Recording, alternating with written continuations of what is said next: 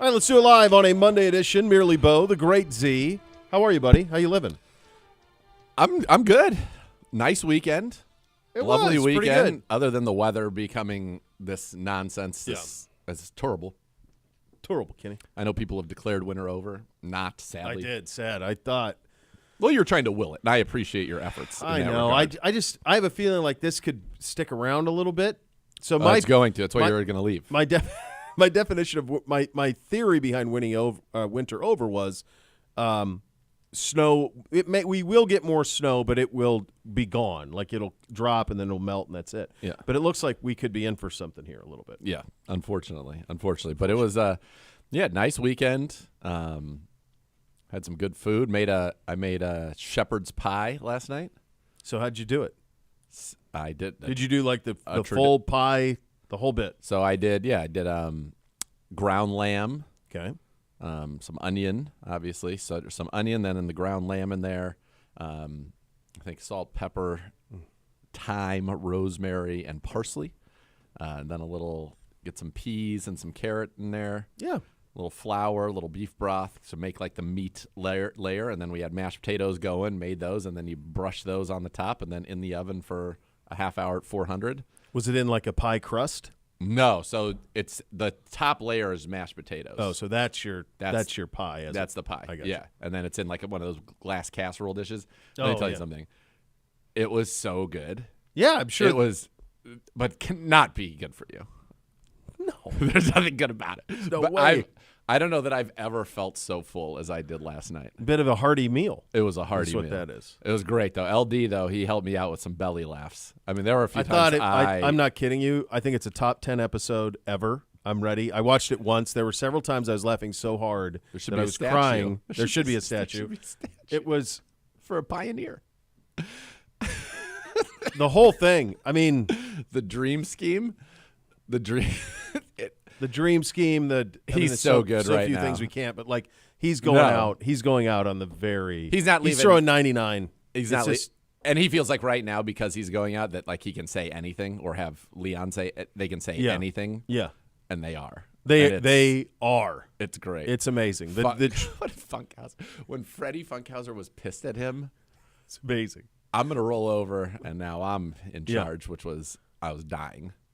Vaughn is just killing it. Yeah. He's so naturally funny. I also think my favorite parts are anytime and Leon and Vince both do it, where he naturally belly laughs for something they say. Oh yeah. They Like, you tickle can him. tell like it's not And he wasn't tickles in the Jeff. script.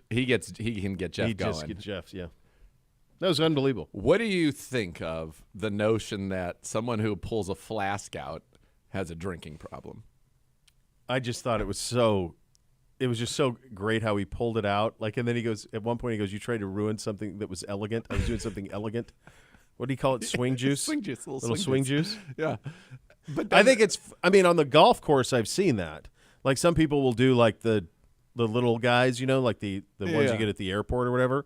But I've seen people have like a flask of like, here, get yourself a little taste of this. We'll make some John Daly's here on the course. Like I've seen that. That I think it's different to do at a to club.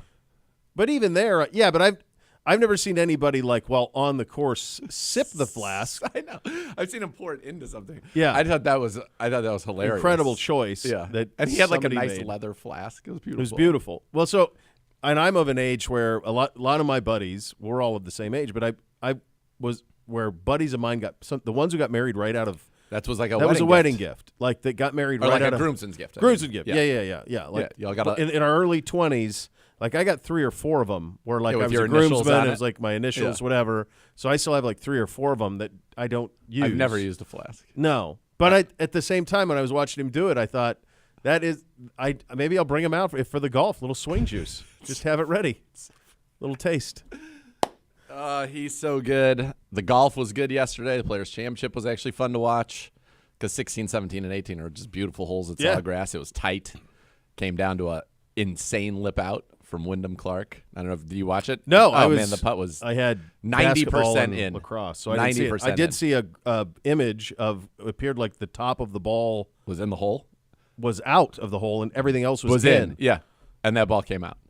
How did it? Kind of turned around and came out back this like the way that it Oh, came it and was went speed, down right? and came out like this. I mean, he thought it was good the whole way. He's about to fist pump. It was dead. It was. Would that been to win it or to that would tie have it? forced the playoff with him and Scheffler. Oh, jeez. And Scheffler shot like 64. Scheffler's a beast. He needs more majors. I was just with a Mr. Rossi, and we were going through his resume. So something like in his last 50 starts, he's got 20 top threes, which is outrageous. But he only has one major at the Masters in 2022. That's it. He needs more majors. That's the only hole in his resume right now. But He's young, though, right? He's 27. He's led the tour in money 2 years in a row. He's been the Rookie of the Year. He's only been on tour 4 years. This is his 4th year on tour. So he's 27. He's won Or just the 5th year on one tour. Masters? One Masters. That's it. And he's got 2 seconds in other majors. Okay. He needs a win. He needs the personal Grand Slam. And then you start talking about, okay, he might be the best of this group. Who's in that group? Like, who else? Is that the So that's Spieth probably like and Justin Spieth, Thomas and those guys? Yeah. Kepka Koepka's the best of that group. right now from majors for sure. Oh, that's what you're judged, Yeah. right? Like the rest of the stuff is. I feel like if you're dominant, if you win more times on tour every year than everybody else, that's But that's I don't know. But majors I are what think are it's remembered. the majors. Yeah. I mean, no one's gonna the golf people will remember how you did an individual year or whatever. But like the majors is that's how you're gonna be Yeah, remembered. What's Koepka got? 5? I'll look it up. He might have 6. He definitely won the U.S. and the U.S. Open and the PGA back to back. And in the same And then he won has he won the Masters yet? He's won one since he's been on Live. let's see here we go. Because he was the Live guy that won. All right. I think he's got 5. He has got 9 wins on the PGA Tour. So Scheffler has 8 wins.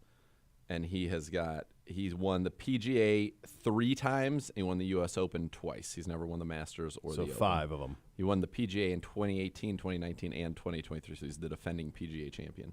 Okay. Yeah. So there you go. Yeah, Yeah, he's your guy. Yeah. Yeah. How's your weekend? No Vicks Busy. with the boys. Got a little attempt also. And It's funny they're sneaking it in. I stood him up on a Saturday, despite Well, he's 3,000 party invites. He's a bit of a problem, young Bootsy. He's not a problem. A little bit. He just is hunting it. Like if you turn your head, he's on it. He's trying to get up early before his brothers to play it. He will rush his dinner to try to play it. He will. You gotta respect his dedication. He's got some love. He's competing. Well, his dedication to pleasing himself is big. I mean, he's got that down. If that were an occupation, I guess in some ways it could. It could be. But yeah, he's pretty locked into it. So yeah, we had hoops, had some lacrosse, then we had a athletic department fundraiser thing on Saturday night. So it was pretty jam packed. Yeah, Pretty jam packed. sounds like it. Yeah. But so then Curb at the end of the night last night was pretty good. And then I watched the hoops, watched some of the basketball stuff. It was crazy what happened in the MAC championship game. I didn't see it once. Gibbe was did out. you see this? Did he see it? Who's he talking Once to? Gibbe's team was out, I was uninterested. Who's he talking to that's so important? I don't know. Social media Gibbe, person, Lexi's Gibbe. there talking. did you watch the MAC final? Did you see how it happened? Oh, I watched. Were you watching it? Oh, yeah. So it was on at the club we were at where they were doing the fundraiser, and there was a bunch of Akron alums who were in there. So it was they were Akron Akron and Kent State. Kent State. Yep. And that's their big rivalry game. Kent State Correct. was the 8th seed, got all the way through, knocked off Toledo, who was the 1, knocked off you Great guys. crowd at the Awesome. at Rocket Great. Mortgage. Everybody's into it. So Kent State goes up 1 with 6 seconds left. They go up 1, and the kid for Kent State has no point of reference on score or time. Thinks they're And losing. so Akron inbounds the ball, and he fouls the kid with Wait, the ball. what? Yeah, yeah. They What do you mean scored- he has no frame of reference? He's just not paying attention. There's a thing up there that even says the diff. I mean, he's devastated after he understands what he did, but he was out of his damn mind. They had been playing catch up, so they were the way. So they But go you up know when 1 you with take 6 the lead. seconds. He didn't. They go up 1 with 6 seconds, and he Go back. he hunts in the ball. timeout, He look hunts at the play. point guard, and he just. It's not like the referees could ever ignore it. He was intentionally fouling him to stop the clock. So then the Akron kid, to his credit, goes down to the other end, hits both free throws. And then I thought Kent State's play at the buzzer was not much. They called a timeout to set that up. There wasn't much to that. It's a bad shot. You knew Sullinger was going to have the ball, but that means there's someone else open. Yeah. Because there were 3 guys on Sullinger. Yeah. You're So telling they- me that no one else on that team could do anything? No. So they lose by 1. Akron moves on. It It's was crazy. unreal. Really sucked for the kid, but I mean, it's his own zone issue. Like how do you? That's know not even time listen. to Like score, Chris you gotta Webber know. calling the timeouts. Oh, it's right up there. Yeah, but that you might not know how many timeouts you have. You know when you've taken the lead in a Yeah, basketball see, game. I don't give Chris Webber a pass on that. Like you're told in the timeout before the timeout. We've already Agreed. got this many left. Panic. That was bad. It was panic. But it was panic. This is bad on a whole nother level. Like you would know from the crowd reaction you took the lead. You should know because you know the score in a game. Yeah, I can't. My hunch is it got loud and he just lost his head. That's it. He just lost his head.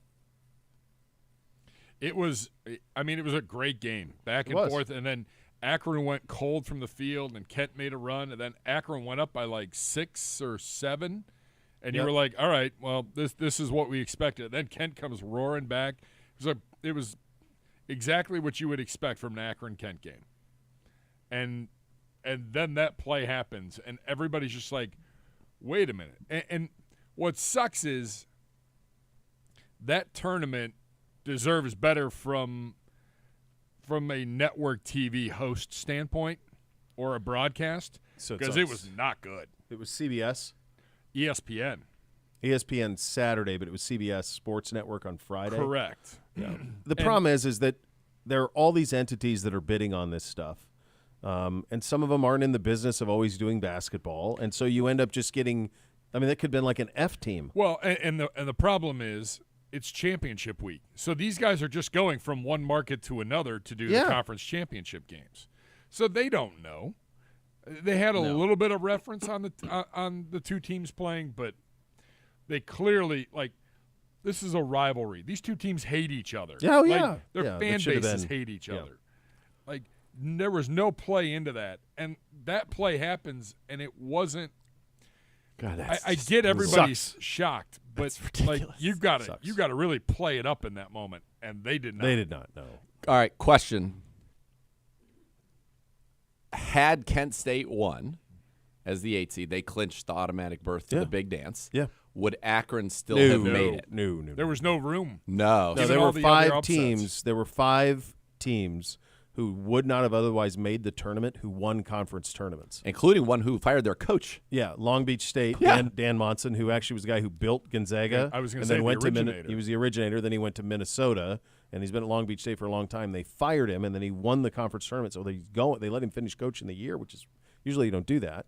But he's kind of a legend there. He's been there a long time. So they're going. But there were 5 teams that would not have gotten in, but won including NC State, but won their conference tournament and are now in. So 5 teams that were on the bubble out. So Mac was going to get one, and that's it. Wow. Yeah.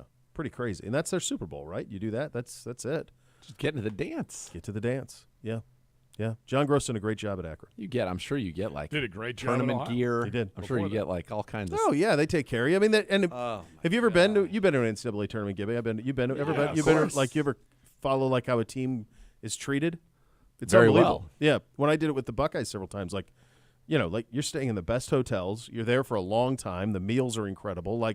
It's a hell of a setup. Yeah, and the practice days are 45-minute practice. Yeah, and they're Media all in the availability, arena. which is It's coach and 2 players. Yeah, and it's then great. you're free. and then you're done. It's not like you have multiple things to do. No, it's good. What did it's this really poor good. kid say afterwards? I mean, he's devastated. You could tell. He knew right away. At one point, he just had his head in his hands. He just go, "What have I done? What did I do?" But yeah, tough. It's just another chapter in the MAC championship because there have been some always a good wild tournament. finishes over the years. Yep. And that one was right up there. It's one of those ones if you haven't gone, even if you have no ties. I don't have any ties to any of these schools, but I still find myself watching it because the competition's usually pretty great. We had a lot going on this weekend on our side of things too. Yeah, we did. So Rodney McLeod reportedly close to bringing back. You talked about that last week. Yeah, no, that's something that they certainly would like to have happen. Yeah. Reportedly working out edge rusher Aaron Lynch, who hasn't played since 2000, has 21 career sacks. I mean, this is AB does this. He'll find you. Hey, go ahead and give him a shot. I mean, it's the just tires. a workout. Yeah. This one's the one that garners the most attention. Reportedly signed Ravens Pro Bowl quarterback Tyler Huntley. How is it possible? I mean, the first thing I said, and I said this morning, is it tells me that is there a change in the Jameis Winston status? No. There is not. No. From my understanding, that we like to have 4 quarterbacks going into camp. We did last year. Yeah. At the time we went into camp, it was Deshaun, Dobbs, DTR, and Kellen Mond. You've got Deshaun coming back off of a significant injury, although he's ahead of schedule and should be good to go with everything.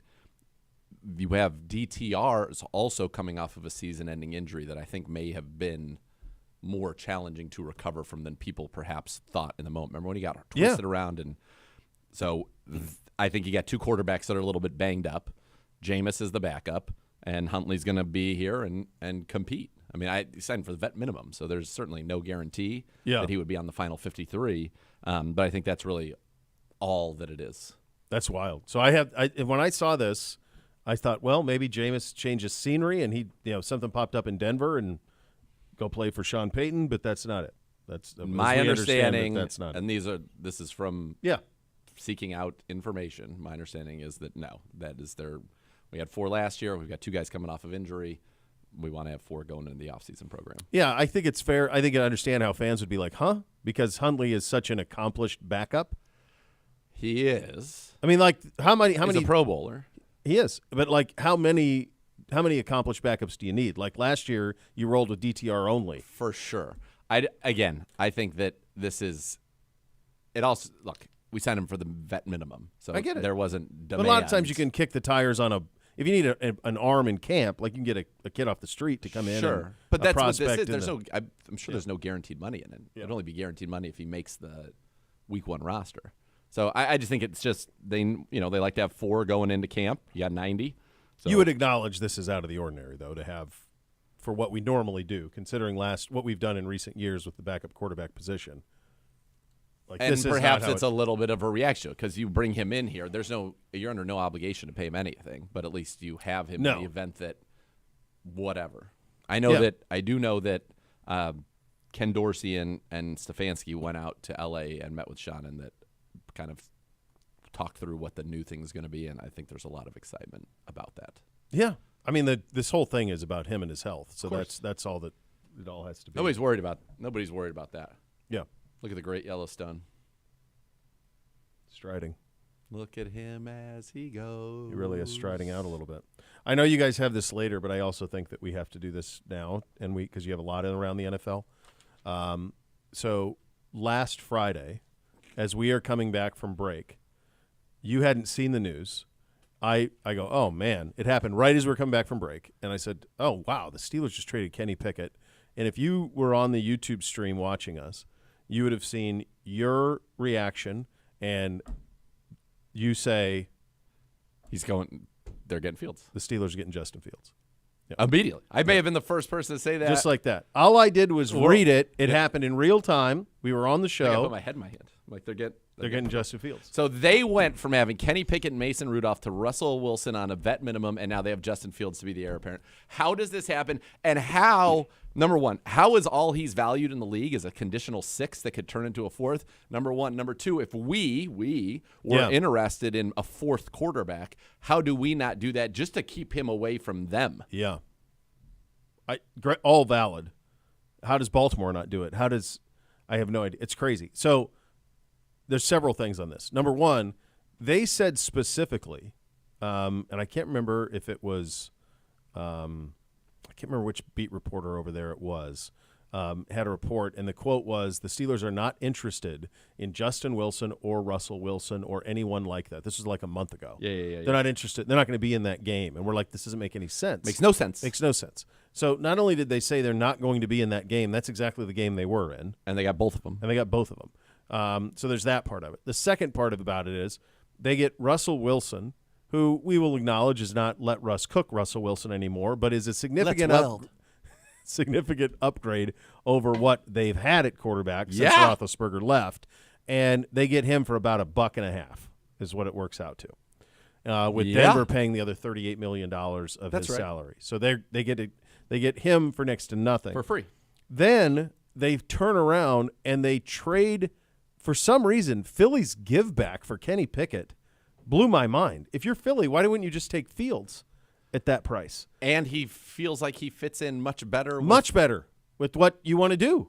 I don't get it. So they bring in they traded more for Kenny Pickett than the Steelers traded for Justin Fields. Yes. Now, some of that I'm sure is that Pickett has a couple of years left on a deal and Fields you'll have to make a decision on. But, So all of that is crazy. There was reporting out of Chicago that there were upwards of 6 teams interested on Fields, and this is the place he wanted to go, that were willing to get – I mean, this is a nothing give back. But that there were 6 other teams that had inquired about him at around this rate, and he wanted to go to Pittsburgh with the idea of he could sit for a year and then start. I would love for you and I to be able to speak with anonymously general managers around the league to understand why Justin Fields only went for a conditional. I don't get it. I don't either. I don't get it. I'd like to know why. I just, if you're the Colts, get him to bring in there. You got Richardson. Like, that way, if Richardson goes down, your season's not real because Minshew's gone. I think he should be. I think if I was Vegas, I would have take him and Minshew, let him have a real competition. But what did that say about that? His coordinator is the coordinator in Vegas, and he wanted Minshew, not him. So there's obviously there's a component we don't know. My guess is it goes back to the fact that he doesn't know how to read defenses and doesn't know how to, when the ball's supposed to go where they call the right play and the ball's supposed to go a certain place, he's not doing it at a rate in which they're comfortable with. I think that's clearly got to be it. That look, this is open, throw it. Nah, I'm going to do that. But then something great happens half the time. Yeah. But that's not the point. The point is you're supposed to hit this. Yeah. And that annoys people. That's the only thing. But, like, you mentioned a couple of them that, I mean, like, obviously Indy would have made all the sense in the world. Why would New England have taken a chance? I have no idea. That was the one I laid out, was like, do the New England. New England doesn't want to take him for a 6, have him in there with Jacoby Brissett. It doesn't make any sense. And then you draft Marvin at 3 and away you go. Or trade out at 3 and get 2 picks from Denver or 2 picks from Minnesota. I guess you could do the 2 picks from Minnesota. Like, why would you not do that? I don't know. I don't get it. I don't get it either. I don't get it. But it's how much do you think he plays this year for them? Like, Russ will be the starter, but like I'm clearly out of touch with reality perhaps, but in my mind, why can't he beat Russ out? Well, here's the other thing. Like, why can't he do to Russ what Russ did to Matt Flynn? He very well could. Because here's the other part of it. And Tomlin reportedly told Russ, like, you're the starter. This has nothing to do with you.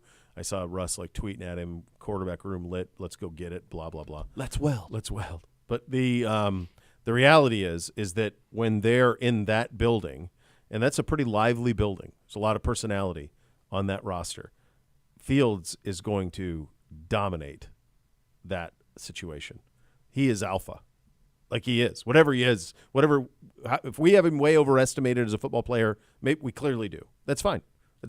But he is leader of men, dude. So, like, they will gravitate towards him. And not the strange bird. And not the strange bird. So I guess if we're hoping for chaos over there, that would be the chaos. That him in that room will upseat. I liked them a lot more when they had a quarterback who stunk. Yeah, 2. In fact, Rudolph played fine, but I mean, Kenny Pickett was their guy. But there was a steel welded hard ceiling on that. That's right. Now, the hard deck. Yeah, there's no hard deck here. No. Yeah, it was. As soon as you said it, I knew it would be true. As I was reading the Pickett trade, I didn't put it together that quickly. You did, and then it happened, and it was done, and it was like, well, yeah, that's exactly what they're going to do. So now they will have him. It ruined my Friday.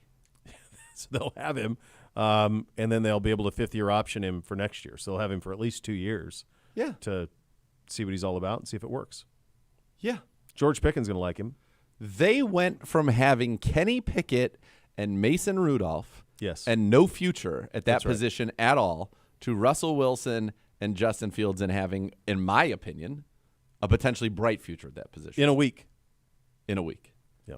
And Pickett demanded to be traded. Right.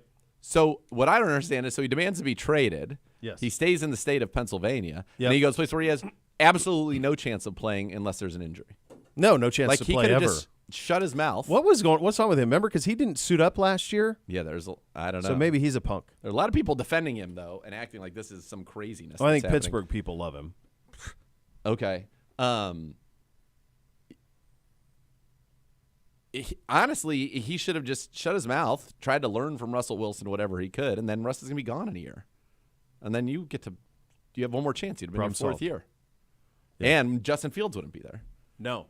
This is really Kenny Pickett's fault, honestly. Maybe we can blame him. I do. Yeah. I blame a lot of people. Yeah, I'm surprised more people didn't. Very surprised that there weren't other teams that kicked tires. Like, who's Denver's quarterback? They don't have one. They have Jarrett Stidham right now. Exactly. That's it. And Ben DiNucci. So well, that's what led me when we were talking about Hundley. Like I was like, oh, are they? Maybe they're gonna. Maybe the ink didn't sign on Jameis. That would make sense. Like Sean Payton had Jameis in New Orleans. Jameis is fun to watch. That's why when I saw the stuff with Huntley, I was like, well, maybe that's what that's all about. But yeah, they don't have anybody. Man, I don't know. I don't get it. Yeah, it's crazy the way that it all shook out. The idea that I remember thinking like when we first got to the combine, I thought Fields will go first, and then the rest will domino off of that. And then once we were there, I was like, actually, it's going to be Cousins because then I realized Atlanta wanted Cousins bigly. So then I thought it would go Cousins, Fields, Wilson down the line. That did not happen. I mean, even like what did Seattle give up for Sam Darnold? Sam Howell. Sam Howell. Yeah, like more than that. More than that. It was a pick swap, though. Let me see. I think it was like there was. Do you have it? There was at least like a 3rd-round pick and a 4th-round pick that got exchanged. So way more than Fields got. It was.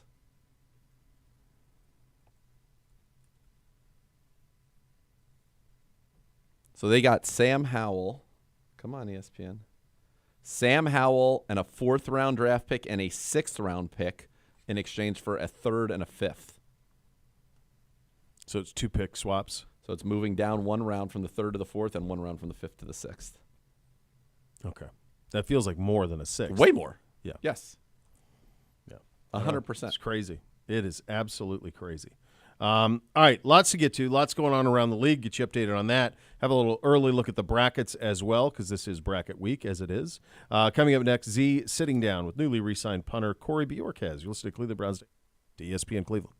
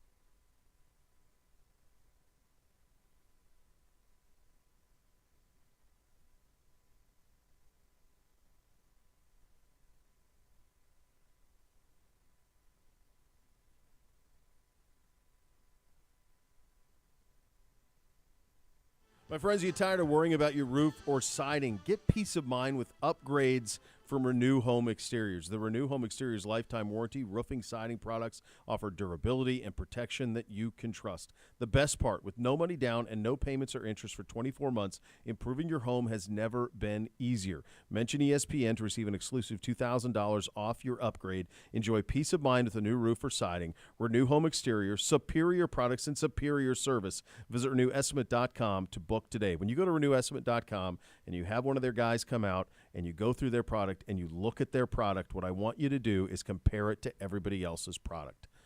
Touch their product, feel it, see what it's made of, compare it to everybody else's. The decision then becomes quite simple. Time for Z and Corey Bojorquez. Very happy to be joined by a returning member of your Cleveland Browns, punter Corey Bojorquez. Corey, congrats, man. Welcome back. Thank you. It's good to be back. I bet. So how did this kind of process go for you, becoming a free agent, coming off of, back-to-back excellent seasons here? You had your second highest yards per punt of your career, 49.4, second highest net yards, 42.2, 31 kicks inside the 20. You guessed it, second most of your career. So it was a great year. What was this process like? Did you know when you wanted to come back, and then how did it all come together? Yeah, obviously we knew we wanted to stay here. Great place to be, great team to be a part of. Yep.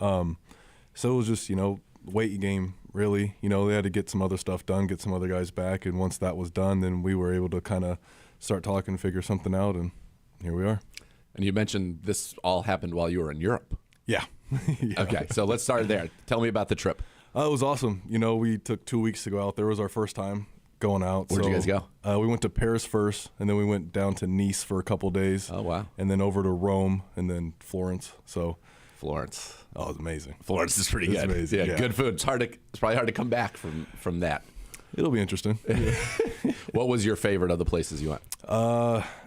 For the scenery and the food was Nice. Really? For the culture and the history and everything was definitely Rome. Yeah. The Colosseum was pretty impressive. Yeah. Colosseum, the Vatican. Yeah. It was pretty sweet. That's cool. And did you go? It was the whole fam? Yeah, all three of us. All three of you? Yep. How'd she do? So we did the red-eye flight to Paris thinking, oh, surely she'll sleep the whole time. No, she didn't. No, she didn't. So it was a little rough on all of us. We landed like 1:30 a.m., Cleveland time, and it was pretty rough. But once we got in, we just slept for a little while, went around, saw the Eiffel Tower, and from there on, the rest of the trip was pretty smooth. That's awesome. And then now your wife and your daughter are here with you today for you to sign your contract, come back to the Cleveland Browns. What does it mean to kind of have your family here with you? That's got to be pretty neat. Oh, it's awesome. They're my rock. They're what keep me going, and stuff gets hard. So to have them here with me means a lot. All right, let's talk about coming back. Bubba's back. Yep. You're back. D-Hop's back. Charlie's back. Yep. To have that continuity has probably got to be nice. And would this be one, maybe since Buffalo would be the only time you could have? Have you had kind of that continuity like this before? No, college. Me and Jason, had 2 years together. But even then, my first year in New Mexico, I didn't hold for him. So, this has really been the first time that we get all three of us going together again. So it's going to be good. How pumped were the boys? Oh, they're loving it. They're loving it. Yeah, that's great. That's great. So you had a nice trip in the off season. Yep. You're coming back. What was it like if you reflect back kind of on your first year with Bubba Ventrone? Oh, it was awesome. He's a tough dude, but I love it. He makes you work as hard as you can and, brings out the best in you. So I'm looking forward to see what we got next. What did you think of him in the locker room the night we beat the Jets, clinched the playoffs, and he's in there for the post-game speech in a helmet? That kind of sums up who Bubba is. Yeah. Have you ever seen that before? No. And I hope I see it again next year. Same as you kind of reflect back on last season. You had the best seat in the house for a lot of things. You were involved in obviously a lot of big plays as well. What do you kind of take away from what was in many ways a very magical season, but one that was fraught with so much to overcome? It was a lot, with how much injury and stuff we had to still win 11 games and go to the playoffs. And really, up until the end, we're in it for the number one seed. That's just unreal. So it makes me excited to see, keep everyone healthy, how far we could go with that. All right, so you boom the ball. We all know that. You can flip the field position. 5 straight seasons, you've had a punt of at least 72 yards. That's crazy. Go back to 2020 is 72. That was the longest in the league that year. 2021, 82. Last year, 76. This year, 73. How does this keep happening? Are you just killing it? Even a blind, squirrel finds an No. acorn. 5 years in a row takes that out of the equation. It's not chance anymore at that point. I don't know. Ball hits your foot in the right spot, and you know how the wind gets here, and Sure. it's like a plane. You get it up into the jet stream, and the thing just goes. Let it go and let it go. All right. In the off season, given we go back to Houston the first time, Yep. have we spent some time on kickoffs and extra points and field goals, and in the event that you might have to be called upon? Yeah, no, I think we let D-Bell take that again and let him get some more tackles. I think that's all right. Which was actually turned out funny, and that ended up being, obviously, it was very sad to see D-Hop go down. Yeah. You got banged up in that game as Yep. well. Yep. But to see Chief lobbying, to see D-Bell going and trying to kick into the net, was that kind of surreal watching all of a sudden? It's like, what are we doing here? It was like, this seems like a high school thing right now. Like, what are we doing? Like, it was pretty funny. But, hey, the more you can do. Yeah, the more you can do. Exactly. What does it mean to be back with these fans? Because I know that this is such a good football town. They love the punter. They appreciate everybody on the 53, right, that contributes to our success. What's it mean to be back here in Cleveland? It means everything. I mean, that was one thing we were considering, in free agency is, where are you going to live? And, we've found a good spot here, great neighborhood, and we just love the community. And, that was a big factor in us really wanting to stay here. You just want the sun a little more, right? Hey, I'm not going to complain about the sun. I was a little spoiled growing up in California, so. Same. That's right. We're paying our time now. Yeah. Well, anyway, it's so great to have you back. It's great that you get to have that continuity. You get to share this today as your little daughter's scurrying around after the football outside of our studio right now. It's awesome, man. So congrats and welcome back. Thank you.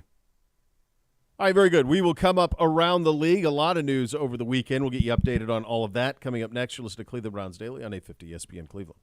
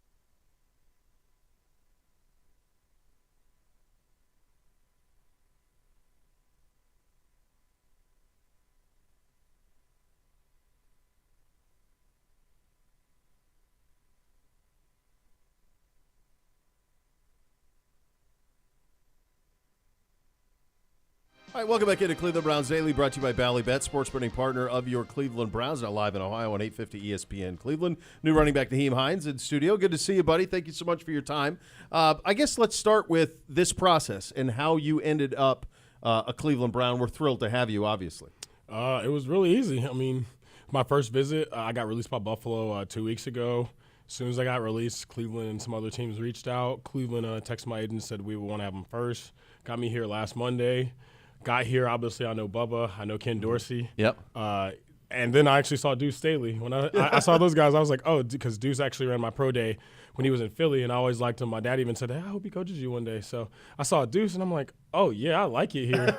Then I actually have been watching film with you guys when you had Joe and Deshaun and PJ and all the quarterbacks. So I've been watching film, and both sides kind of agreed that I think it would be a perfect fit, and they thought that, and we thought that. So it was really easy. I had some more visits set up, but after here, I was just like, oh, I like it. You got to go where you feel welcome and where you feel like it's home. So it's awesome. Well, you said, look, you're dressed for success today, looking very sharp. You said you got to make a good first impression. Apparently, the Browns did that in that visit. They've done it, and you did as well. No, you've already done it. When I get on the field, I got another first impression to make after I rehab, get my stuff back, and go on the field. How are you doing physically? It's going well. I've been running for about 4 weeks now. How hard was it to miss a season like that?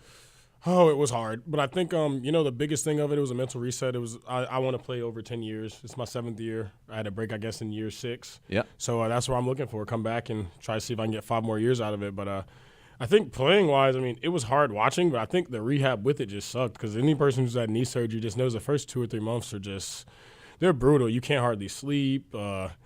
They have you on certain drugs, like the Percocets might make you feel weird. Like it was tough, but I think just watching the team, especially watching my former team losing the playoffs to a team that I essentially really came there to help them beat. That's why I even went to Buffalo. I'm like, okay, maybe I can be a player to help them get over the top. That was really hard, just going through the year. But honestly, mentally, I've been up and down, but been a lot better the last 3-4 weeks. Yeah, so. Good to see you smiling. I like that. Yeah, that's it. I can't imagine. Nick's going through that. He had the catastrophic injury he had on his knee, and it's those first months when you're having to it's one thing to like the shock of, oh my God, this happened.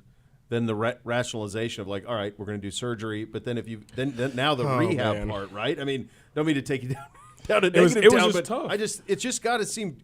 To me, it seems grueling. I've never been through it. I can't imagine going through it. I think, it's like we're professional athletes. Like my whole life, I've been able to do whatever I wanted to. If I want to do a backflip, I can do it. If I want to anything, and then you tear your ACL, and any person who tears their ACL knows your quad doesn't fire. So I'm like getting ready for surgery, and they're like, oh, yeah, squeeze your quad. I'm squeezing it, turning red, about to pass out, and my quad's not firing at all. So I think really the first part of like that whole surgery is really getting your mind and my mind and my quad personally back on track. I wanted to break up with myself the first 3 months, but we got the quad going, and everything's good now. I have great people that lead ortho. Deshaun's actually out there. We've been actually building our chemistry for about 5 months and didn't even know it. So that's great. Cool. That's pretty cool, and we have great people out there. Dr. Latrash is great. So I think I'm in a good place. I should be ready to go for the season, and that's what we're working for. Did it kind of renew your I love playing this game? Heck yeah, man. Yeah. I think especially being in Indy for 5 years, I had so many ups and downs. Like I played with Andrew Luck. That's how I know I'm getting old. And then ever since then, it was kind of up, down. Like, I played with Carson Wentz. I played with like 7 different quarterbacks. Carson, Matt, Phillip, to name Jacoby Brissett. So, sometimes through that process, you're like, dang, like what am I doing here? Do I love it? And I know one thing. After this ACL and watching everybody else play, I know how much I love it. I would do anything to go out there and run and return a punt or catch a pass I think that's really there's things that happen for a reason, and I think God slowed me down, but also really I always knew I love football, but I've been healthy my whole life. I've missed 5 games in my entire life. I didn't miss my first game until my 5th year in Denver. I'm sure a lot of people saw that concussion. Yeah. And I didn't miss a practice or game before then, so I've always been healthy, so it was really hard just to not be healthy. Yeah. Jeez. Man, you can't imagine. And then you come in here and you look at what this offense did towards the end of last season, but then also the notion from Kevin Stefanski, like we got to be better, we got to be more diversified. They bring in Ken. You obviously played for him in Buffalo. What elements of the offense from Ken's past do you think will fit nicely with this personnel grouping? I think Ken's, first of all, a great play designer. I think in the RPO game and the empties and like drop back pass, I think that's where he's going to excel. He loved empties. We've seen Josh Allen have a lot of success in empties and in the RPO, QB runs. We have the quarterback to do kind of the same thing. Deshaun, obviously. Yep. He's no slow league. He can run great. He's a phenomenal athlete. So I played against him for 4 or 5 years in Houston, so I'm excited to see him get back to that form because he was an elite quarterback. Even after they let go of Fuller and D-Hop, he still threw for 4,000 yards. So we got a guy here, and I'm excited to be a part of a playoff team with a great quarterback and the number 1 defense in the league, so we can get some punt returns here. Yeah, absolutely. You mentioned the punt returns. You got a couple punt return touchdowns in your career, a couple kick return touchdowns. That's something the Browns really been looking for since Josh Cribbs has left, honestly, trying to find that return guy. You know Bubba. He obviously knows you, and obviously that's probably a big reason why this all kind of came together. What do you love about the return game, and how can you help? Well, first off, I know for sure that I'm sure Bubba probably talked to AB and Kevin, and he probably still on the table for me. So first off, I thank Bubba and Ken for talking highly of me here, and I know a lot of the schemes with Bubba. I had success there, so I think we have something going. I think we have some success here. I just have to do my part, read the ball, judge it, trust my teammates. We have great special teams guys here. I know the special teams is good. We fought you guys like 4 years ago in 2019, so I know you in the joint practice. That's right. I know it's a great scheme. I know we have great players, and I know I have to just go back there and do my job, and I think it'll take off. You were a part of I think one of the most, if the NFL is scripted, that play would have happened. Your kick return, the first play after the scary incident with Damar Hamlin. When you kind of reflect back on that, was that a surreal moment? The emotions, it was watching it was crazy. It was honestly one of the best days of my life. Truthfully, the first return, I kind of saw it. We played them Thursday night probably 3 or 4 weeks ago when we ran the same return, and one of their backside players tripped me up. But I saw the outside. So the first play of the game, it kind of looked the exact same. And this time I bounced it, and there was nobody there. So really good. The first one was crazy, but the second one, we drew up in the dirt. Like we kind of sold it off the original middle return we ran, and we came back to the left. And I haven't seen many returns in my life as a returner just get drawn up and work. So it was just one of those days where you just – in football and sports, so some days are just on. Like some days Steph Curry just comes out and doesn't miss a shot. I just had a day like that, and I pray to have more like that. And I had a day like that with Bubba too. So hopefully I'll have another 2-return game, and I'd love to, start off the season right. That'd be awesome. Yeah, start off the seson right and just do it right. I feel like I should have been the Pro Bowl or All Pro, but I feel like I always just have good returns in like week 17. So one of my we'll do it early. Yeah, I would love to get my knee right and get it going right away. I'm a respected returner, and I know a lot of the punters, so I just got to go out there and do my job. Did you happen to see, you mentioned your relationship with Bubba, did you happen to see probably not, but the video when we clinched and Coach is clinched the playoffs? Oh, no, I didn't see it. Please tell me. So it's my favorite thing. Stefanski is giving we did it in the locker room. In the locker room, made the playoffs. And you don't notice it right away. We did, but I don't know that fans realize right away. Bubba is standing next to him with a helmet on. That's Bubba, though. That's exactly what right. everybody was. That's what he Bubba. said. Like, one thing I do like about here, like even Larry, our strength coach, there's a lot of former players here. Like, you like it. Like, I was just lifting with Larry. He was doing abs with me and lifting. So that's pretty cool. I think the thing about Bubba is he's very passionate. He's going to get after you. He's going to coach you hard, but, like, one thing he's going to do is in the film room, he's going to show his own plays. Like, in Indy, he used to show his plays, like, when they used to have the wedge. Like, I've seen Bubba get knocked out. Yeah. Like, he said he's got knocked out and didn't even know where he was. So, as that, you can respect it. But, yeah, I know Bubba, even in Indy, Bubba used to run sprints. I had to practice every day. I think Bubba still wants to play, and I think Bubba probably could still suit up, but I'm sure he wants to. He definitely wants to. He He said if he can go in a straight line, he's fine, but if he has to change direction, forget about it. Put him on the kickoff team. You don't have to do that much change of direction there. Just run down there. So one of our good friends on the program, we call him Will Scarlett, sent me an article that I read that early in your career, you went and worked actually at a Bojangles because you wanted to own some Bojangles franchises. First of all, incredible story. I think that's so cool that you wanted to go experience it. So I guess we're in the future now. Have you followed through on that? No, not yet. Not yet. Saving Okay. some money and just waiting my time. First of all, I think that takes a lot of time. That'll probably pull me away from here. I have some good friends. I know somebody who owns 50 of them. He's kind of been showing me the way. Okay. So it's still in the plans. Yeah, I would like to. I like to own the business or some sort of restaurant. Maybe it was Bojangles or something. I would like to get or Chick-fil-A. Yeah, I love to get my foot in the door, but really I'm trying to focus on football, but I'm not forgetting about life after football, and that's what I'm trying to do. Yeah. You had a nice weekend. The Wolfpack did okay. Yeah, I'm not gonna lie. That's fun, right? As a NC State fan, since I can remember, I don't think we've ever had a time or we'll have a time like that. We haven't won an ACC title since 1987, and we beat Duke and Carolina in 2 days. Back so to back. so there's pretty no good. excuses. Like Yeah, I've been talking a bunch of cold casts to my friends. Like I don't want to hear anything. We beat Duke, we beat Carolina, won an ACC title. Like that's that's remarkable. Honestly, I was super excited to be an NC State fan. Yeah, that was very, very cool. And you were informed us before we started that we're gonna have a new listener. Uncle AJ's locked in. Yeah, Yep, let's shout go. out my Uncle AJ. Come on, All right, Uncle AJ. 1 to 3, Uncle AJ. Every 1 to day. 3. I'm gonna Every definitely text him and let him know we shout And him he out. tells every me day. he just downloads the Browns mobile app and he can listen at his leisure. That's But right. We'll be live 1 to 3 every day. Yeah. Monday, Friday. Always like to ask people this question when they come to the team because it's so exciting and we know you can return kicks. We know you can do out of the backfield. People know that. What's something maybe that people don't know about Nyheim Hines that you would want them to know when they watch you play? They see Hines on the back of your jersey. Something you want them to have maybe in the back of their mind. What is something? Shoot, honestly, I think off the field, I'm just a regular person, just like y'all. Like, I got a twin sister. Her name is Naya. She's the reason why I went to NC State. When I got drafted, she said we got drafted. The twin telepathy is real. Yeah.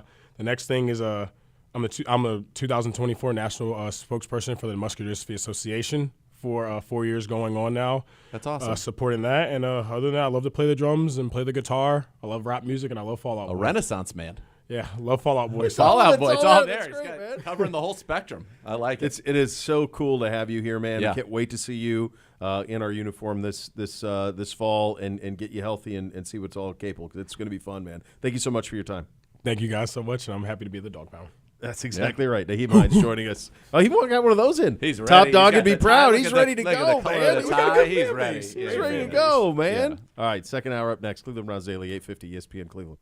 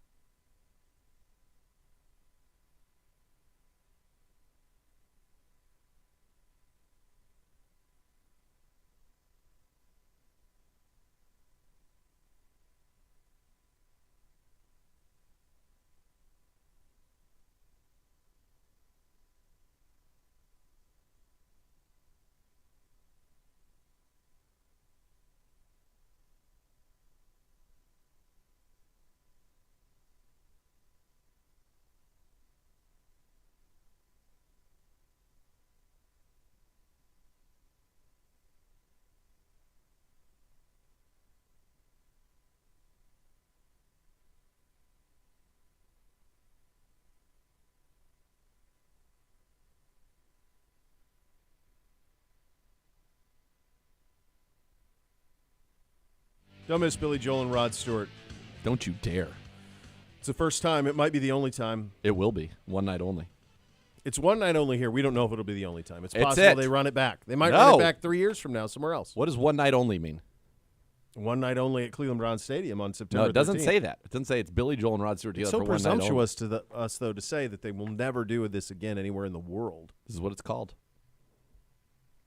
I wonder if it's in the contract. Don't though. take the chance. You guys can do it. You're- Yeah, there you Don't go. take the chance. You think like part of the contract is you're doing this once and that's it. Yeah, don't take the You chance. can never do this again. Don't It's- take the it chance that they is, run it back. In fact, one night only. You can get the tickets. Here's how. You go to clevelandbrownsstadium.com/Billy and Rod 2024.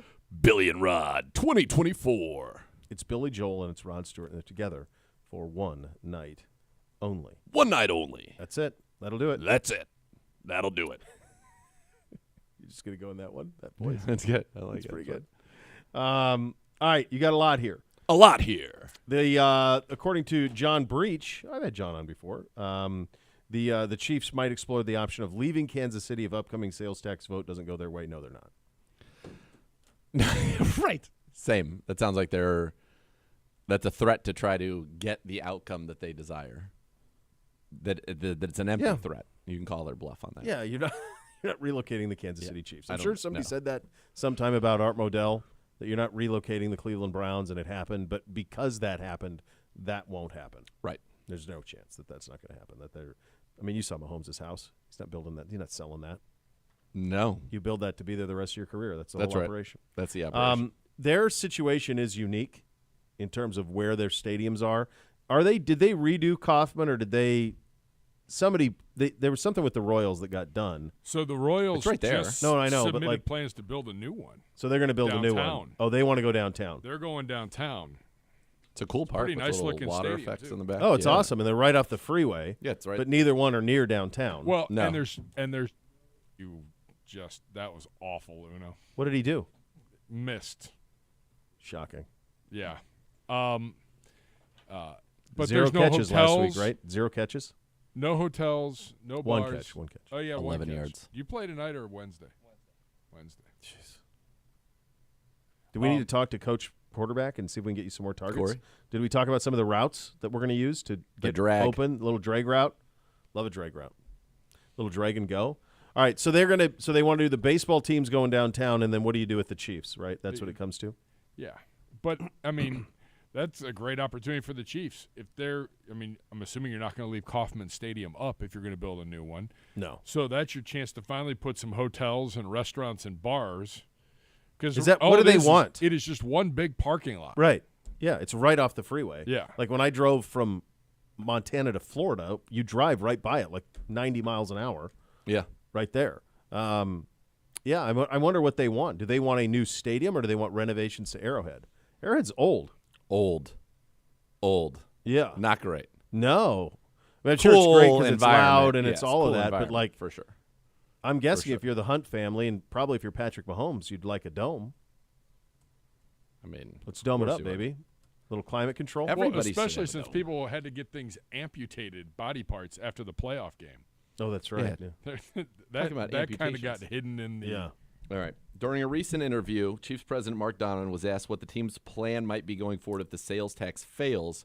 He said a relocation would certainly be on the table. I think they would have to include the options, would include leaving Kansas City.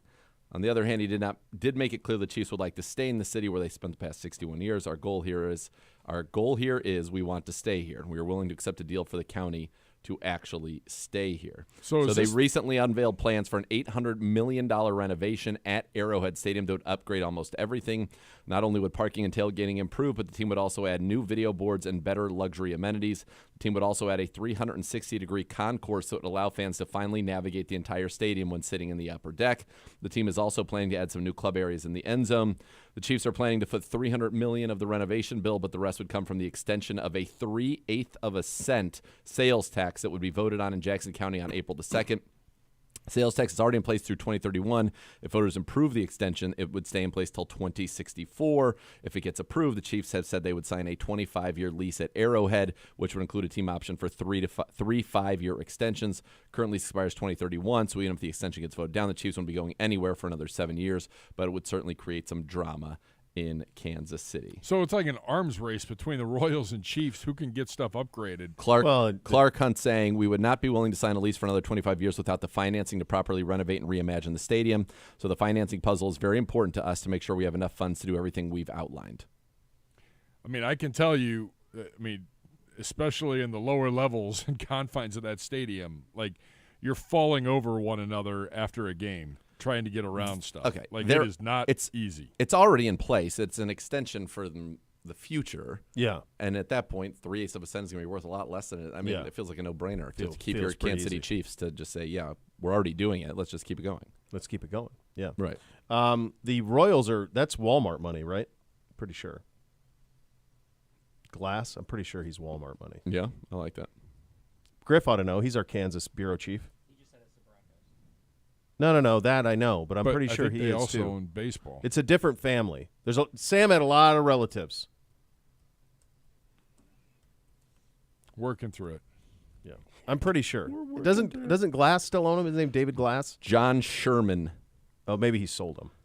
Since 2009, the team has been owned by majority owner John Sherman, amongst many other Kansas City business owners and entrepreneurs.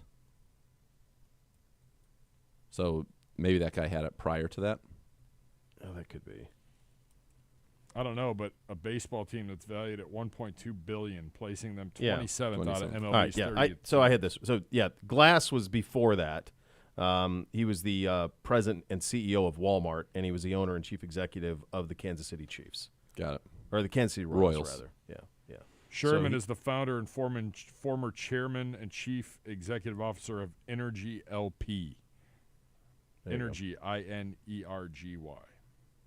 So Glass had it. He agreed to sell the team to Sherman, who was the Indians at the time vice chairman, and that was in 2019. Yeah, so he sold the team in 19. Was the money behind so Glass was the the guy who, Indian when they won the World Series, that was Glass, and he had the Walmart money. So I didn't realize that he had moved on, moved himself. Yeah, divested. Yeah, he actually passed away in 2020. Oh, there you go. So there's a little there it history for you, kids, on all of that. So Sherman founded Energy. It merged with Crestwood Holdings in 2013, reporting an enterprise value of $8 billion. He divested control of the company in 2014. Right. And then he got into sports with a minority share of the Indians in 2016, became their vice chairman. I don't know how you own a baseball team. Like their situation out there, I don't know how that is something that would be tenable.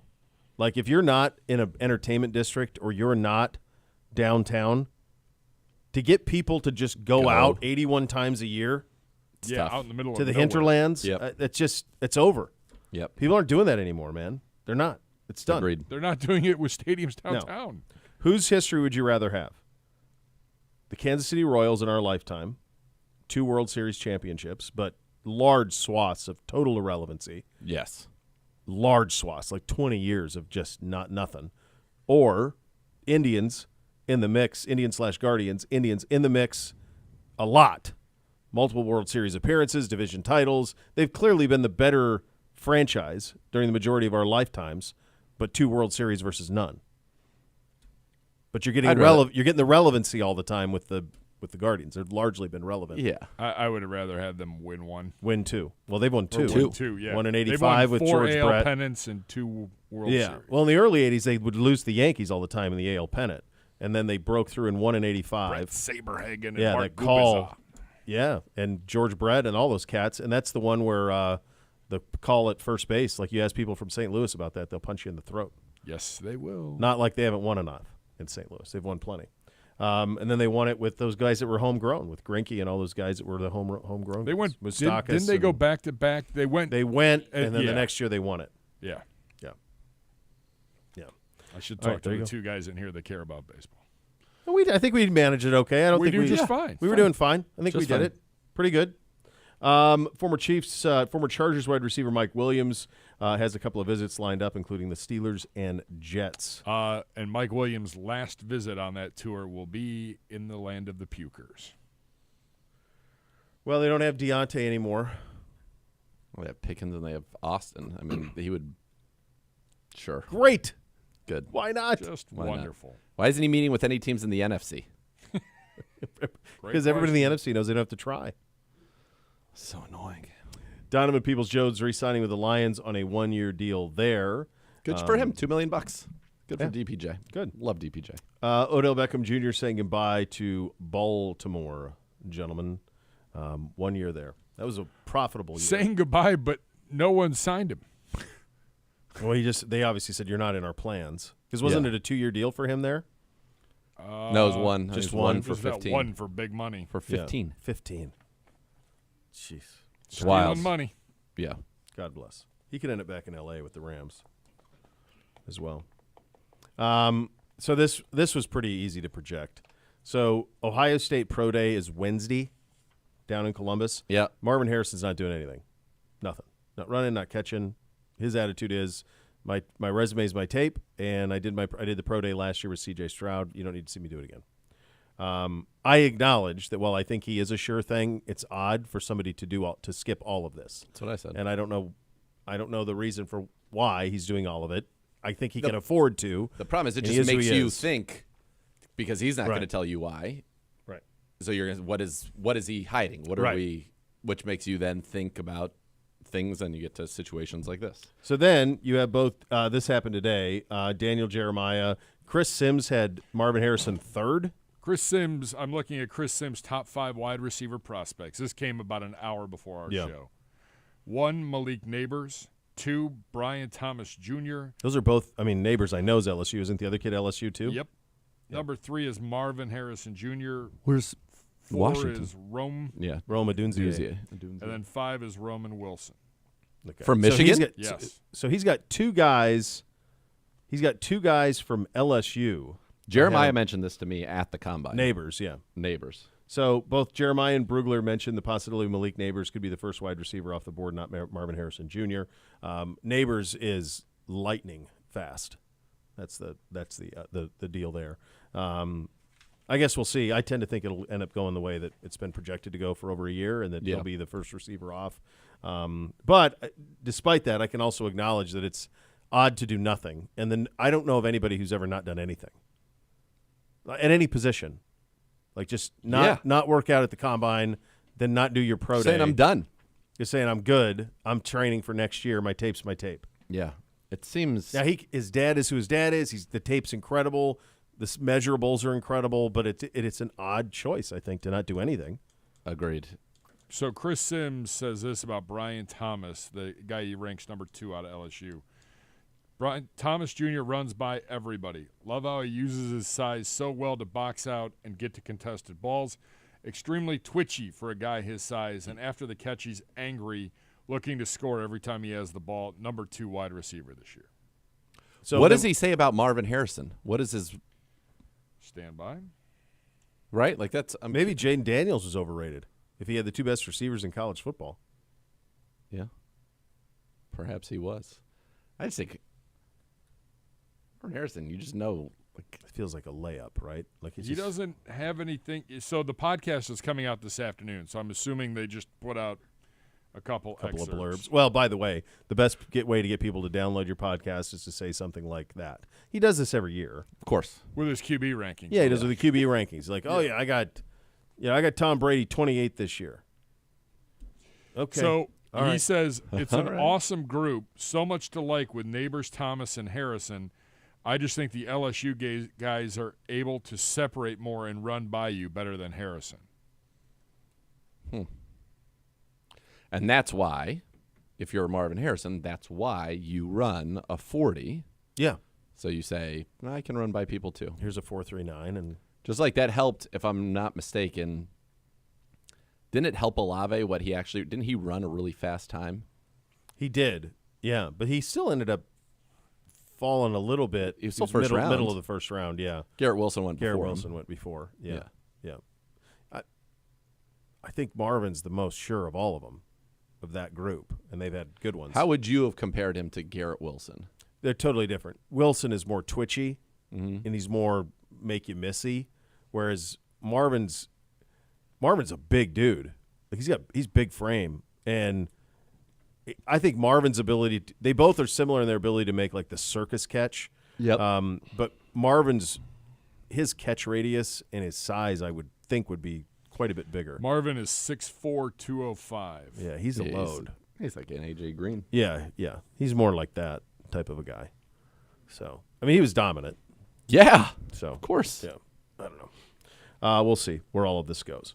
All right, we will get you update on where we are. I was curious about. We'll kind of go through like the 53 and it kind of take a look about where we are with all of the stuff that has happened. We will do that coming up next. You'll listen to Cleveland Browns Daily on 850 ESPN Cleveland.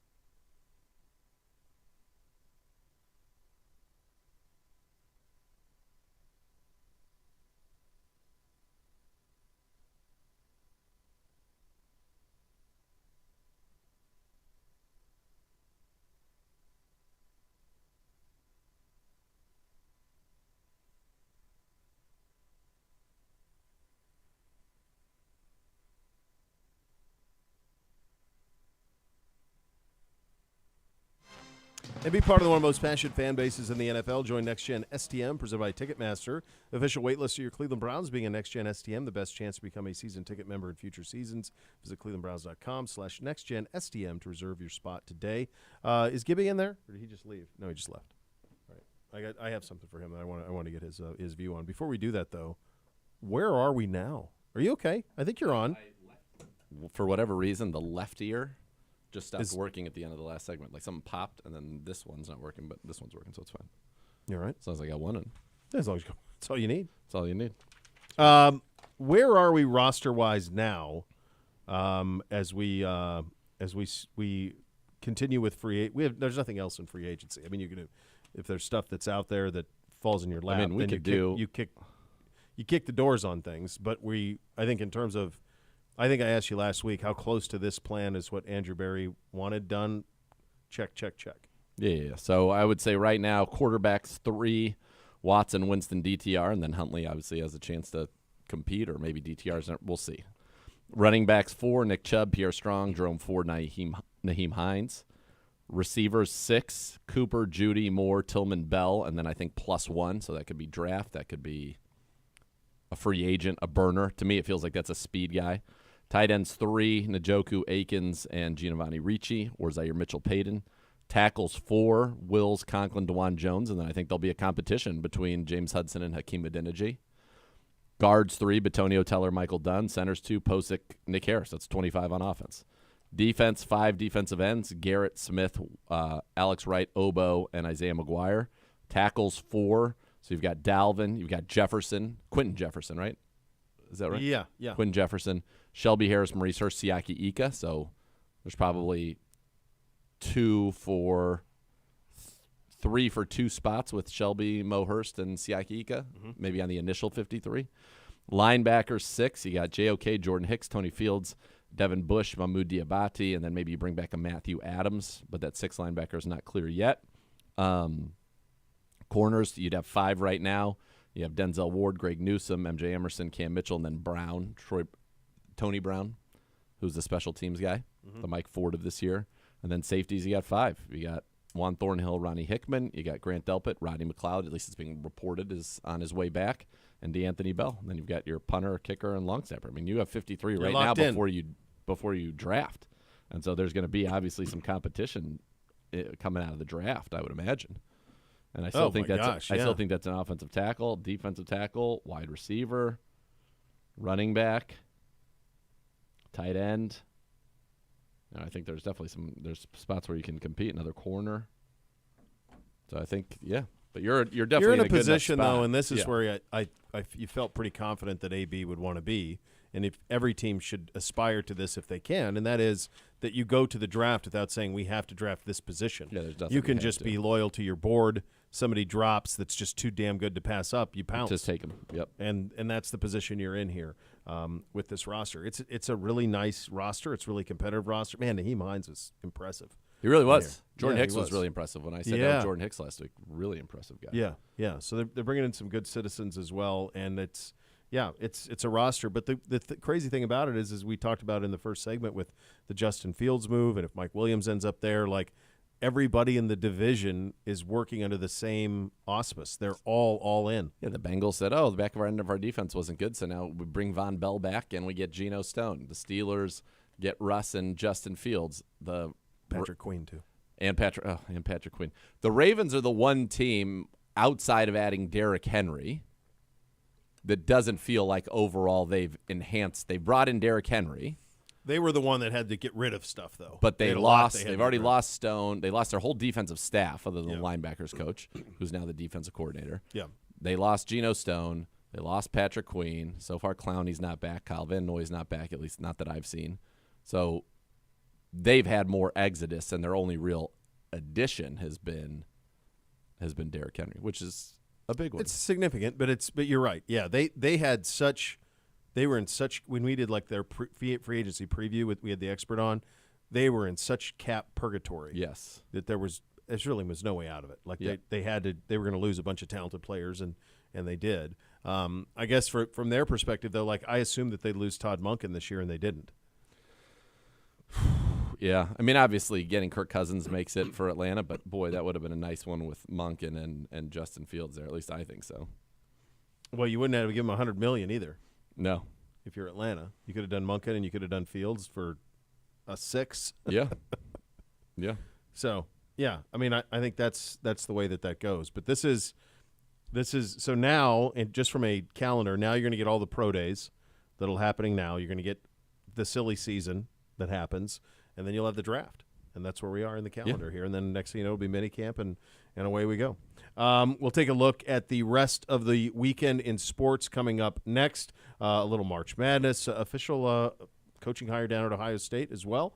You'll listen to Cleveland Browns Daily on 850 ESPN Cleveland.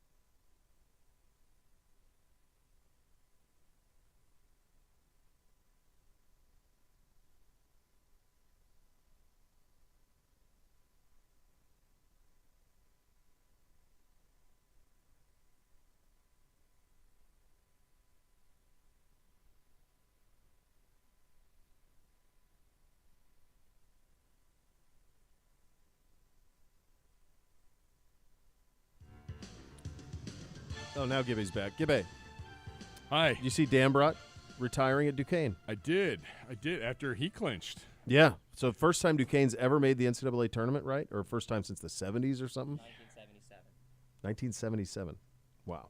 So they make the tournament. They end up winning the upset. They were. Who was the 1 seed in that, Uno? Richmond. Okay. It was Richmond The and Spider. Loyola were the top 2 seeds. Okay. Yeah, the Spider. Yeah. It's great. So logo. Duquesne gets in, and then Dambrot. This is it. A good way to go out. Absolutely. He's taking a couple teams now to the dance. So he had LeBron the first 2 years he was at St. Vincent St. Mary? Because then Drew had him. Drew Yes. Joyce had him. Is that who it is? Okay. Yep. So first 2, and then he goes to Akron and is great there, and then goes to Duquesne. So there you go. And he's stepping down as well. Real quick on the Justin Fields, this came across my thing. Ian Rappaport said, and I don't know if we had said this, we knew that 6 teams were interested, but that supposedly Fields rejected 4 of the trade destinations before the deal with the Steelers, and said that was where he wanted to go. So he rejected. Not that I feel like he didn't have a no trade clause, but No, I think they wanted to do right by him. yeah, I wonder how that's playing in Chicago. Like how, because he was absurdly popular with the fan base there, yeah, and with that, like the players on that team loved him. yeah. So I just wonder, like, how that's is. Do you think the reality of what they got back for him is like a reality check for the fan base of what he actually was, or the way he's perceived? Would have to be some. You would think so. I don't know. I think it's one of those things when it's like they're going to have all the Bears fans are going to get to watch the draft, and you're going to hear Jeremiah and all these guys gush over Caleb Williams, and then you're going to say, oh, okay, all right. Yeah, and it's going to be a pretty damn good team. We've got DJ Moore. We've got Keenan Allen. We Yeah. got DeAndre Swift. Yeah, Got Cole Kmet. Yeah, we got That's weapons. a fun team. It's a very fun team. Yeah, yeah. And if Williams is special, then you're set up like the Yes. way they've never been. They've never been set up. ever. Correct. Yeah. So Keith Dambrot, head coach at St. Vincent St. Mary 98 through 2001. Akron assistant 01 to 04. Head coach Akron 04 to 2017, and Duquesne 2017 to present. Career record in college 516 and 301. Pretty good. Pretty good. 3 Yeah. MAC championships and 1 A10 championship. Okay. Yeah. There you go. There you go. So the only year LeBron didn't win it was his junior year, I believe In high school? that's the case. and they got upset by that team out of the Dayton area. Yeah, they won 3 out of the 4. Was it the Kevin's third year, crushing Kev? it today. The third Yeah, year it was they the- did it? Yeah, it was the third year, yeah, because I watched that More Than a Game documentary, and Oh, that yeah. was like a huge thing about how they were going for redemption in his 4th year, and Joyce was being questioned whether he could coach or not since they lost after. Oh, his first year they lost. yeah. No pressure. Yeah, I did not watch the LeBron James documentary at all. Well, no. Yeah. Yeah. All right. So he won 3 out of 4, and Dambrot was there for the first 2, and then Drew won their senior year. You imagine an aggrieved high school LeBron James? Well, then his senior year, you're dealing with the Hummer and all that business. Was he eligible? Was he not? I mean, that was I was obviously not here at that time, but that was an absolute circus. So also about Duquesne, Drew Joyce III, Yeah. is their associate head coach. He's probably the guy next in line to take over when Dambrot retires. Yeah, he's got a. So there's just Drew Joyce and them all over this. His program. son is Beamsy's age, so they're in the same AAU operation. Drew Joyce's son, and I think Drew Joyce is coaching that squad. So yeah, that's cool. Very cool. By the way, Chris Sims on Okay. Marvin Harrison. All right. Harrison Jr. has so much good in his game. He's NFL ready, will be a star, catches the ball and gets up the field right away at an elite level. Would have been number 1 last year. Just don't think he's as explosive or gets separation in the same way Neighbors and Thomas do. Okay. So I don't understand that. Like, they're faster. It would appear that way. So I'm looking at a mock draft right now from Chris Sims, a big Anthony Schwartz guy. from Roto World Pro Football Talk, all Explosiveness. of that. They've got Marvin Harrison going 4th overall, Neighbors going 6th to the Giants, and Rome Odunze going 9th to join Caleb Williams in Chicago. So that's the nuts scenario. So if you're if Chicago. they would have him and DJ Moore Yeah. and Keenan Allen. Yeah, that would be I mean, ready-made. I'm not sure a quarterback. The only thing is you got the bozo coach. That's the only thing. Like, they had a chance to reset everything. Yeah. And, like, they could have gone. I mean, heck, they could have hired Lincoln Riley. Not to say he would have been ready to coach in the league, but, like, could have hired him to just get a good defensive guy to handle that side of it. Make Lincoln Riley the head coach, and he can call the plays. It's wild to me. It is a Ton of very, talent. very unique. Yeah, they were a ton of talent on the offensive side. Yeah. Yeah. They're good. They're gonna be that division is gonna be really fun. Really fun. The Lions are a fun Love's football good. team. The Packers are going to be fun. If he can rebound, that was tough the way that ended. For who? Love. Against the Niners? Yeah. Yeah, but I mean, I think he's Be all right. Yeah. I liked him. He was good. This is his first time kind of in that kind of a mix while the Niners were a pretty established team and they did it to the Lions too. Yeah, Vikes are going to be Feels like they're in rebuild mode there. Watch out for that Justin Jefferson situation. That'll be interesting if he wants to be a part of that. Because Kwesi's going for he's already. I'm sure they're trying to find a way to get into the J.J. McCarthy world. He wants to get that fourth quarterback. But you're going to have to go all the way to feels like I don't know. Is JJ 4 or that 5 guy? to get there? Is he that guy? I have no idea. Hard to say. It's hard to say. At this, I mean, think of the guesswork of this position. Yeah. Didn't Mac Jones win Rookie of the Year? Did he win Rookie of the Year? He was he was 100% a Pro Bowler. I think it was his Jamar rookie year. Chase that year. But he was a Pro Bowler his rookie year. Yeah. And they went to the playoffs. Yeah. I'm looking it up right now. Feels like it would be Chase. I think that was like the debate was Chase was really good, but do you give it to the quarterback? So he just made the Pro Bowl that year, was not the Rookie of the Year. Okay. His stats, his rookie year, 68% completions, 3,800 yards, 22 touchdowns, 13 picks, quarterback rating 92.5. He was second in the Rookie of the Year voting behind Jamar Chase. His completion percentage has gone down every year. His yards have gone down every year. His touchdowns have gone down every year. And his touchdown to interception ratio has gotten worse every year. Jeez. And his yards per attempt has gone down every year. His air yards per attempt has gone down every year. His yards per completion has gone down every year. His yards per game has gone down every year. His rating has gone down every year. His QBR has gone down every year. So do you think the stability around him when McDaniels was there plays what bigger role in that? Or was there some hitch in his giddy-up? And they that people also picked up on? Who are the weapons? Well, they have none. But the whole run, he didn't have weapons. They never really but had then, weapons. like, even this last year, they swap out Jacoby Myers for Juju Smith-Schuster on basically the same contract. And what did Juju Smith-Schuster do? Nothing. Well, he did anything. he fell off a cliff. So McDaniel was only there his rookie year because then it was the Patricia nonsense last year, 2 years ago. Yeah. Yeah, so he had 3 coordinators, Mac Jones did. And I'm not a Mac Jones guy. No. I'm just saying, like, that it's so hard at that position to try to say this guy is going to hit. Like, here's the thing. Didn't they give up a 6th-round pick for Mac Jones? Jacksonville did, yeah. Right? I just don't understand. I'm having a real hard time with this one. This was one, like, Justin Fields, everything that I just said that got worse every year got better every year. Correct, yeah. And he's a dynamic runner. Right. 1,000-yard rusher. It's very I don't know. odd. It's strange. A couple other things around the sports world. The Buckeyes made it official. Jake Diebler will be the full-time head coach down in Columbus. So that got done. Press conference today at 1 o'clock down there. Feels where they underwhelming introduced to him. me, just to me. I would have expected I think it's fair. a bigger name. I think there's a couple factors that led to it.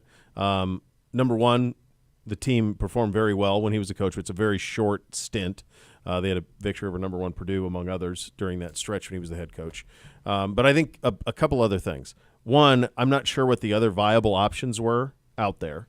Guys I mentioned on the show here were Sean Miller. My sense was that there was a pushback Miller because of what happened at Arizona. Yeah, that's all legal now. It is all legal now, but there was a little bit of a pushback there. Also don't know what it would have taken to get Sean Miller financially. Like if they, after all they've spent on football, would they want to do all of that again? So I think that's part of it. The other guy I mentioned was Dusty May at FAU. His team is the 8 seed right now. They were in the Final Four a year ago. He's an Indiana guy, so maybe he wants to sit out Mike Woodson and take the Indiana job. Maybe that's the way that happened. And then the other factor of this is Jake's an Ohioan, his family, legendary Ohio family, and he is really well received by the high school coaches and the AAU coaches in Ohio. And you are headed for, in the next couple of years, historic high school basketball talent coming out of this state.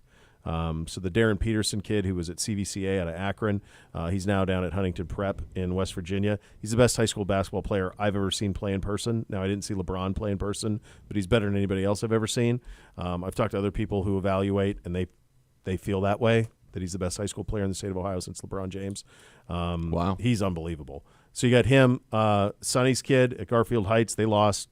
Toledo beat him at the buzzer. My buddy. Anthony Stacy's team. Oh, Anthony coaches Whitmer? Yeah. Okay, so Whitmer beats him at the buzzer. Shout out, Stacy. But Sonny's kid is a stud. Marcus, I think. He's a sophomore. He's a 5-star. So there are a ton of talent in the state. And the other part was I know the AAU coaches really like Jake, and I know the high school coaches really like him. So that probably played into it as well. The last factor, and this is very real, the transfer portal in college basketball opens right now. So think how stupid this is. There are 3 postseason tournaments going on, NCAA tournament, NIT, and that other one. And right now kids can enter the portal and transfer out. Like the football one makes no sense in that you're still in the bowl season, but it made sense academically because then you would transfer for second semester.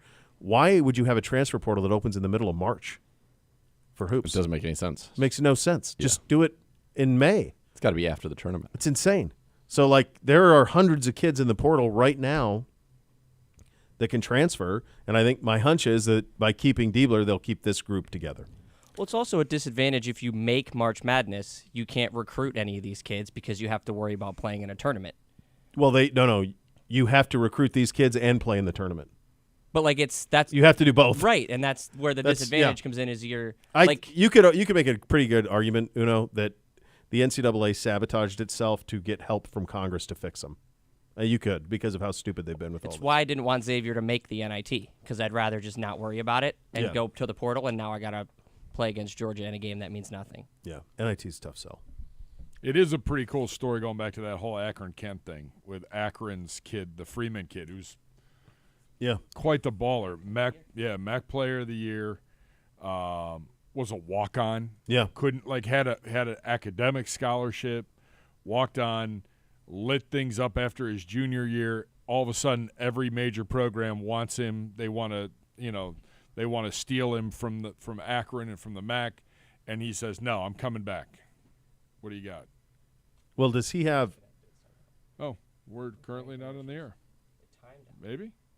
Now.com for full offer details. Attention homeowners. Do you know when to replace your windows? Feeling apples? Too hot or cold? Fog between. You guys back with me?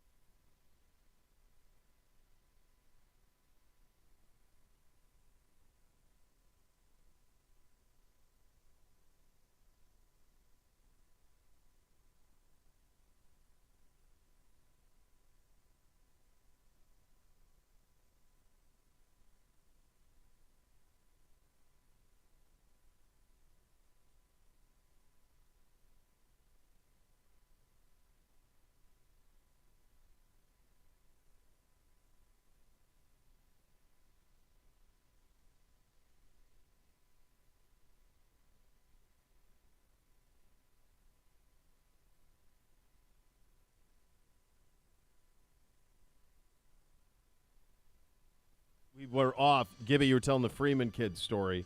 So not only the kid at Akron, so he's in his 5th year. So this was his – if he was going to go, it would have had to been this year. Yeah. And they end up averaging 18.5 a game. Every team he had over 20 double-doubles, if I'm correct, this year. He's a Cleveland kid, huh? Yeah. I think his mom is a cop. That's awesome. But he worked his way up. But he had a chance to go to any one of the Big Ten programs anywhere in the country. People, because of this whole transfer portal, and Yeah. he just said, no, none of you wanted me. Akron took a shot on me, gave me a walk-on spot. I worked my way up. I want to win here, and he did so. Pretty awesome. Yeah.